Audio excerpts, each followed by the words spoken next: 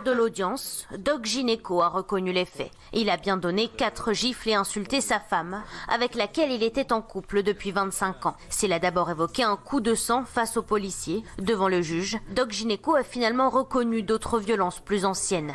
Ses enfants et sa femme évoquent quant à eux des violences habituelles. Finalement, le chanteur a été condamné à 5 mois d'emprisonnement et 2 000 € d'amende. Sa peine a été de plus assortie d'un sursis probatoire de 3 ans, pendant lesquels Doc Gynéco devra suivre un stage sur les violences conjugales, ne pas se rendre au domicile de sa femme et ne pas entrer en contact avec elle, sa femme, qui a entamé une procédure de divorce. Alors on pense très fort bien sûr à la femme du chanteur, à la femme de Doc Gynéco. Merci Maître Khalifa d'être avec nous. Merci Jonathan Khalifa. Qu'est-ce qui s'est passé le 10 mars dernier? Parce que c'est vrai que Doc, c'était un proche de nous, on était avec lui. Et c'est vrai que, je vais vous dire la vérité, nous on était très proches de lui, on l'adorait. Vraiment, on était, vraiment c'était notre chouchou. Vous parlez déjà de lui au passé? Non, mais c'est-à-dire dans l'émission. Voilà. Quand il était dans l'émission. Ah, bien sûr. Là, voilà. Et c'est vrai qu'on n'a plus de nouvelles du jour au lendemain.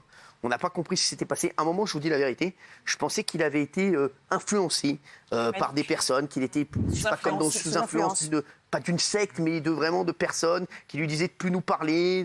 Et ça nous a fait beaucoup de peine à toute l'équipe. C'est pas le cas du tout? Non, je n'étais pas du tout le cas. Il n'y a pas de secte, il n'y a rien derrière Doc Gynéco, il n'y a pas de ce genre de méfait-là. Ce que je peux vous dire sur la journée du 10 mars, évidemment, je peux me contenter de vous dire les choses qui sont sorties, les choses qui sont publiques. La journée sur la soirée du 10 mars, des violences ont été. Il y a eu des violences, un acte de violence. Ce sont les voisins qui ont alerté la police. La police a été donc requise, elle est venue, elle s'est déplacée et sans le moindre difficulté. Donc à ce moment-là, Bruno, que vous connaissez, a été placé en garde à vue, sans la moindre difficulté. Une interpellation qui se passe évidemment très normalement. Monsieur Bossier, il va être conduit au poste de police. Il va faire l'objet d'une garde à vue.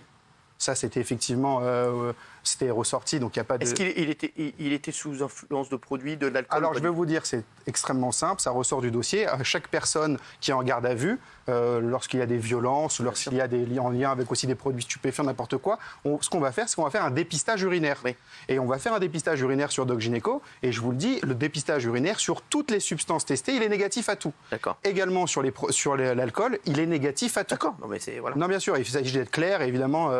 pouvoir dire clairement les choses. C'est une question qu'on se pose. Évidemment, je comprends. Et d'ailleurs, la justice se l'est posée. C'est la raison pour laquelle il y a eu des réquisitions d'un médecin pour qu'il puisse faire d'un dépistage urinaire. Et le résultat est arrivé là au cours de la garde à vue. Et tout est effectivement négatif. Il a immédiatement avoué les faits, de ce qu'on sait. Il a reconnu les faits dès son interpellation. Il n'y a eu aucune contestation de sa part. Je tiens à dire qu'il n'a aucunement cherché à minimiser son implication. Voilà, il s'est expliqué sur les faits. Assez longuement, sur 2 auditions. Son garde à vue a été relativement longue. On a écoulé presque le temps possible dans une garde à vue de droit commun, c'est-à-dire 48 heures. Il a fait l'objet d'une garde à vue de 2 jours. Et après, il a été donc présenté à un juge qui l'a placé sous contrôle judiciaire avec des obligations. Dans le cas de ces obligations, il y en avait plusieurs. Il les a toutes respectées en attendant l'audience qui s'est passée, donc, comme vous le savez, la semaine dernière. Sa compagne n'a pas souhaité porter plainte. Pourquoi ?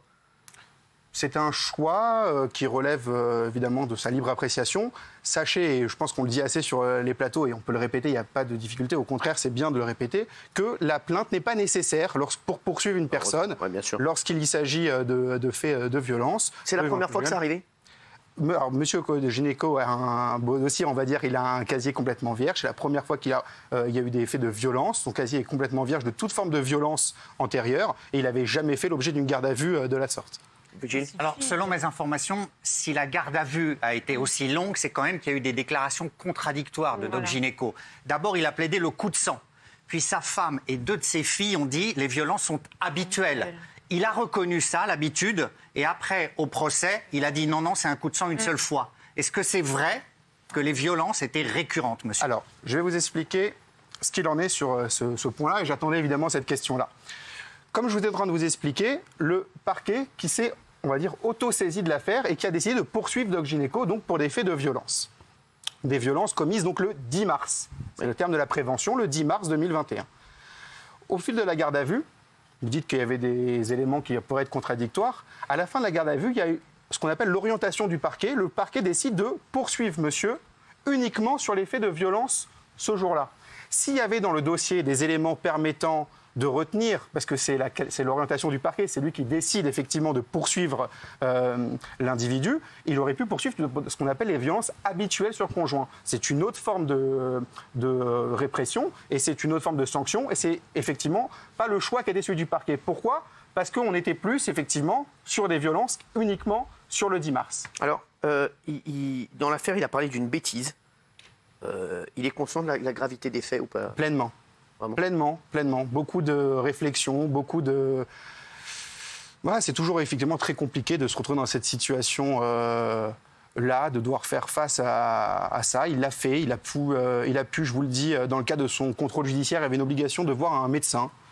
Psychologue, c'est pas propre à Doc Gynéco, on le fait pour tout type de personnes qui font l'objet d'un contrôle judiciaire. On leur met une obligation de soins souvent quand ils sont pour des faits de violence et il a respecté son obligation. Il a vu un médecin, ça l'a permis aussi d'avoir un peu de réflexion sur ce qu'il a fait et c'est ça, je pense, vraiment le plus important et c'est ce qui... à mon avis, peut être une forme de crainte pour la justice par moment, pour certaines personnes, de violences conjugales, c'est qu'on doit vraiment être sûr que la personne a bien compris de quoi il s'agissait, les risques qu'ils étaient encourus, et c'était aussi l'intérêt de ce contrôle judiciaire, et ça a permis, je pense, à l'audience de pouvoir bien expliquer la situation. Comment va sa compagne aujourd'hui ?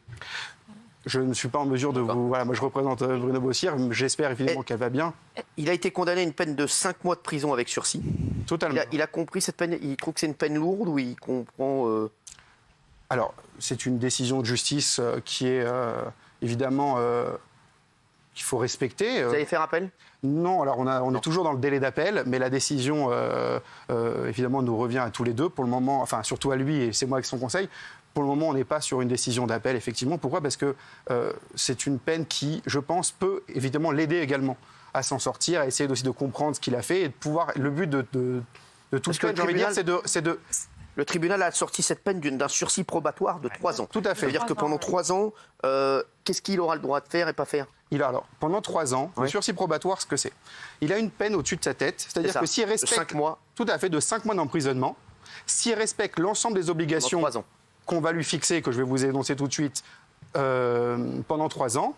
C'est bon. Il n'y aura pas de souci, il aura été affranchi au fait de la justice, on lui aura mis des obligations, il les aura respectées, on peut légitimement dire lui donner la confiance pour pouvoir mieux se comporter effectivement. C'est le principe du sursis probatoire.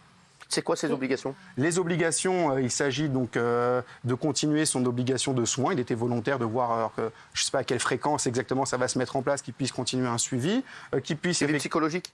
Psychologique, comme c'est effectivement souvent le cas lorsqu'il s'agit de ce genre de fait-là. Il a également été condamné, à l'obligation de suivre un stage de citoyenneté sur les violences faites aux femmes, à ses frais. Qu'il va lui-même prendre attache avec un organisme pour faire poursuivre ce stage, qui, je pense, pourrait être bénéfique. Et l'ensemble des personnes qui sont en général condamnées ce stage permet effectivement des fois de comprendre un peu les choses et d'être confronté à d'autres personnes dans la même situation et peut-être plus facile aussi d'échanger à ce moment-là. Oui. Et d'autres obligations, l'interdiction effectivement de se rendre au domicile de sa femme et d'entrer en contact avec sa femme. Et ses enfants, ils pourront les voir ? Oui, il n'y a aucune distinction. Enfin, il n'est pas en procès avec ses enfants. Il est dans quelle disposition aujourd'hui ? Par rapport à tout ce qui se passe, par rapport à ce qui s'est passé, est-ce qu'il est dans... Je pense qu'il préfère, parce qu'effectivement, il y avait une invitation qui était de venir avec lui. Et il a pris la décision, à juste titre, je pense, de plutôt essayer de s'isoler pour le moment et continuer un peu la réflexion qui a été la sienne sur les faits qu'il a commis et qu'il n'a absolument pas contesté ni minimisé. Merci. Maître Khalifa, oui. Et sa femme a bien demandé le divorce ? Je ne pourrais pas. C'est ce qui est sorti. C'est ce qui est sorti, mais je ne pourrais pas vous le dire. Moi, je suis son avocat, je n'ai pas été saisi en tout cas de cette demande-là. Mais je ne pense pas, je vous le dis, qu'on aura vocation à s'exprimer sur le divorce au nom de Doc Gynéco. Ça relève quand même de la vie privée et je pense que peu de personnes veulent effectivement qu'on débatte leur vie conjugale. Évidemment, je parle de ce qui est public, mais je ne peux pas aller effectivement au-delà. Il parle d'un coup de sang. Est-ce qu'il y a une échelle de valeur sur le coup de sang ? Parce que 19 jours d'ITT, des œdèmes au visage et des hématomes, est-ce qu'on peut considérer que sa femme, c'est une femme battue, tout simplement ? Bah oui. Sur la journée du 10 mars, oui. Non, mais est-ce qu'on peut considérer, vu qu'apparemment c'est habituel, est-ce que c'est une femme battue, pas sur l'instant, mais régulièrement battue ? Parce que je vous corrige, je vous dis, ce n'est pas des violences qui sont habituelles, comme je viens de vous dire, c'est des violences qui sont passées uniquement le 10 mars dernier. Et sur les jours d'ITT, que je vous explique...